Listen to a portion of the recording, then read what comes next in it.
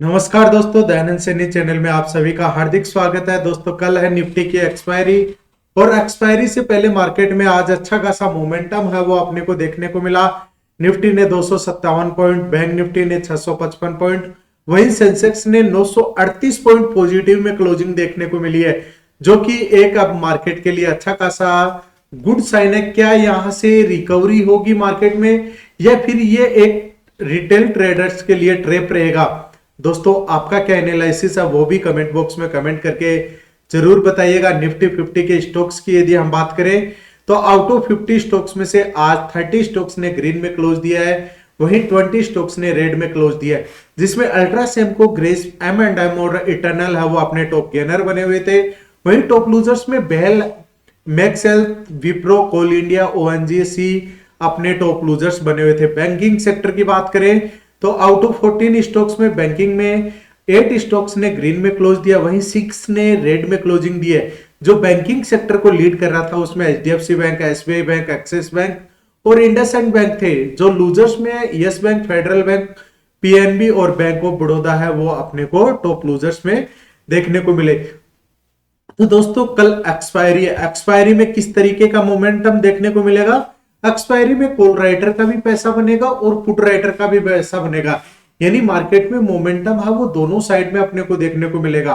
तो इससे अपने को क्या करना है, अपनी पोजीशन की साइज है वो एक फिक्स रखनी है, ताकि अपने को लॉस है वो ज्यादा नहीं हो। दोस्तों, एक्सपायरी में लॉस है वो ज्यादा हो सकता है। वो किस रीजन से होता है?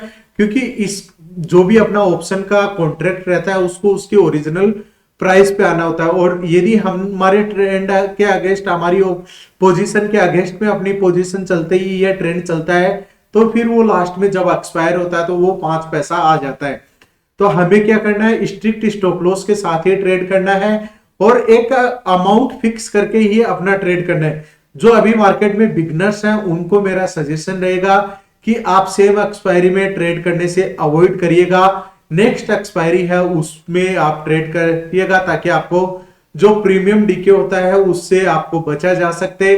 क्योंकि जब तक आपको पूरा का पूरा ऑप्शन में प्रीमियम का कैलकुलेशन नहीं पता होता कि उसमें क्या इंट्रिंसिक वैल्यू है, क्या टाइम वैल्यू है, जब तक इन दोनों चीजों का क्या टाइम थीटा होता है, क्या इन सब का जब तक आपको नॉलेज नहीं होगा तब तक आपको उसके बारे में तब तक लॉस है वो ज्यादा बियर करना रहेगा। तो आप इसको भी अपने अंडरस्टैंडिंग, अपना नॉलेज इंक्रीज करके ही आप इस लॉस को कम कर सकते हैं। सेकंड थिंग्स अपने को क्या ध्यान में रखनी है, बहुत से फ्रेंड्स या बिगनर्स को क्या लगता है कि एक्सपायरी वाले दिन है अपना 10 रुपए का जो ऑप्शन प्रीमियम है वो 100 हो जाएगा, ट्रिपल हो जाएगा, डबल हो जाएगा। दोस्तों, ऐसा नहीं है। अपनी हार्ड एंड मनी को आप सेफ रखते हुए, अपने नॉलेज का यूज में लेते हुए ये आप अपनी ट्रेडिंग है वो करिएगा।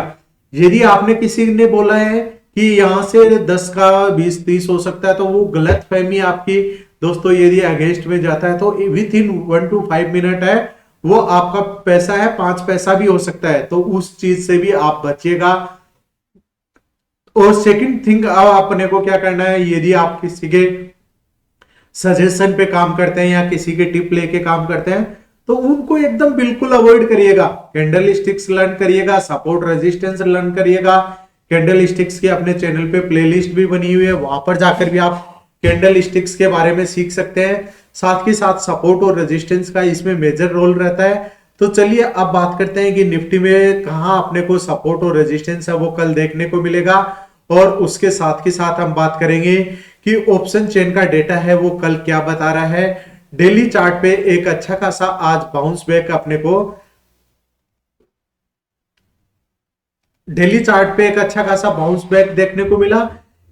बुलिश इनगल्फिंग टाइप की कैंडल बनी है, क्योंकि हम इसको क्लियरली बुलिश इनगल्फिंग कैंडल नहीं बोल सकते, क्योंकि लास्ट की जो बॉडी क्लोजिंग हुई है वो उसको कंप्लीटली कवर नहीं कर रहा है।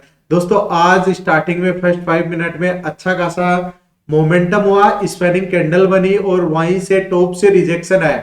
जैसे ही टॉप से रिजेक्शन आया, और रिजेक्शन की कैंडल कौन सी बनी थी, शूटिंग स्टार कैंडल बनी थी। और शूटिंग स्टार कैंडल कौन सी होती है, ट्रेंड रिवर्सल की कैंडल होती है। यानी कि यहां से मार्केट में जैसे एक्टिवेशन हुआ, यहां पर अपना एसएल रहा और उसके बाद में एक्टिवेट हुआ, तो जो फर्स्ट 5 मिनट का लो था वो अपना फर्स्ट सपोर्ट था और उसके नीचे मार्केट यहां से गए, यहां अच्छा खासा बाउंस बैक आया और यहां पर वापस से थोड़ा सा मार्केट रेंज बाउंड हुआ और रेंज बाउंड के बाद में जो फर्स्ट 5 मिनट का लो था उसी के आसपास मार्केट सपोर्ट लिया और सेकंड हाफ में आफ्टर 2 PM में जो रैली देखने को मिली, शार्प बाउंस आया दोस्तों। क्या ये एक रिटेल ट्रेडर्स के लिए ट्रैप था या फिर कल भी अपने को कंटिन्यूसली ये रैली है वो देखने को मिलेगी?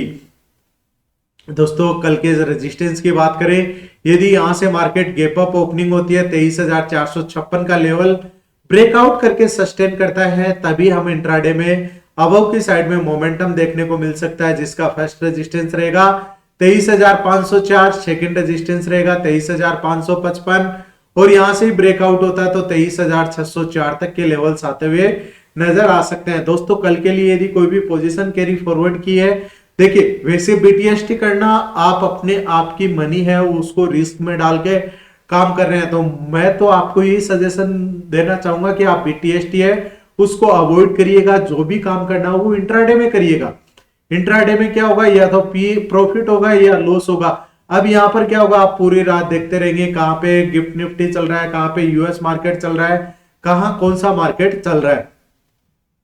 अब इन सब से अवॉइड करने के लिए अपने को क्या करना रहेगा, यदि गैप डाउन होता है 23,278 का लेवल के आसपास कहीं पर भी ओपनिंग दिखाई देती है तो अपने को क्या करना है, मार्केट में चेक करना है क्या कोई ट्रेंड रिवर्सल कैंडल यहां से बन रही है। यदि ट्रेंड रिवर्सल कैंडल बन रही है तो 23,408 जो आज की क्लोजिंग है वो अपना फर्स्ट रेजिस्टेंस रहेगा और ब्रेकआउट होता है तो फिर 23,456 और ब्रेकडाउन कंटिन्यूसली रहता है तो 23,235 का लेवल फर्स्ट सपोर्ट रहेगा, सेकंड सपोर्ट 23,180 और यहां से भी ब्रेकडाउन होता है तो 23,091 का लेवल है वह निफ्टी के लिए एज ए स्ट्रॉन्ग सपोर्ट रहेगा।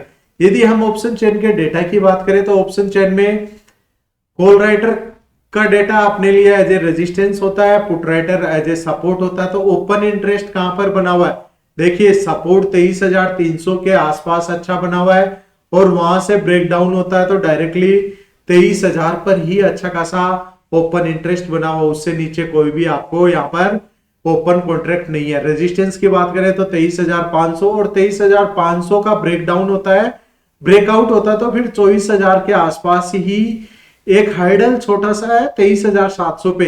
अब ओपनिंग में ये डिसाइड करना है कि ये मोमेंटम है, ये डेटा कहां शिफ्ट हो रहा है, तो आप मॉर्निंग में आप चेक करेंगे तभी आपको उसका ज्यादा आइडिया लगेगा।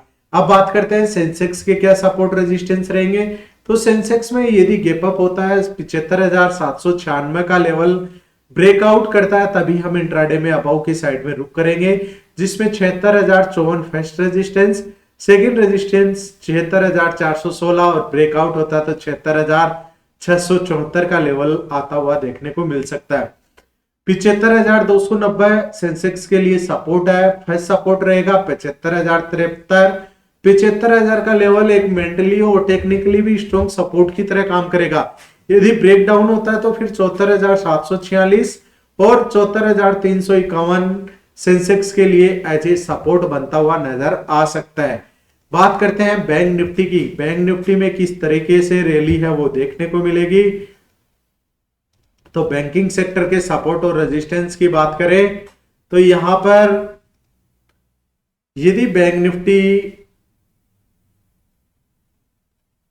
54,502 का लेवल बैंक निफ्टी के लिए एज ए रेजिस्टेंस रहेगा और ब्रेकआउट करता है तो ब्रेकआउट में फर्स्ट रेजिस्टेंस अपने को देखने को मिलेगा 54,662, सेकंड रेजिस्टेंस रहेगा 54,784 और यहां से कंटिन्यूसली ब्रेकआउट होता तो 55,000 तक के लेवल्स आते हुए नजर आ सकते हैं। डाउन ट्रेंड की बात करें तो 54,000 का लेवल 54,158 का लेवल यदि ब्रेक डाउन करके सस्टेन कर जाता है तो फिर बैंक निफ्टी में डाउन ट्रेंड है वो देखने को मिल सकता है, जिसका फर्स्ट सपोर्ट रहेगा 53,925, सेकंड सपोर्ट रहेगा 53,765 और वहां से कंटिन्यू चलता है तो फिर 53,569 तक के लेवल्स आते हुए नजर आ सकते हैं। दोस्तों यदि अभी तक भी आपने चैनल को सब्सक्राइब नहीं किया तो सब्सक्राइब करिए, बेल आइकन प्रेस करिए ताकि आने वाले हर वीडियो का नोटिफिकेशन आपको मिल सके। धन्यवाद दोस्तों, जय हिंद जय भारत।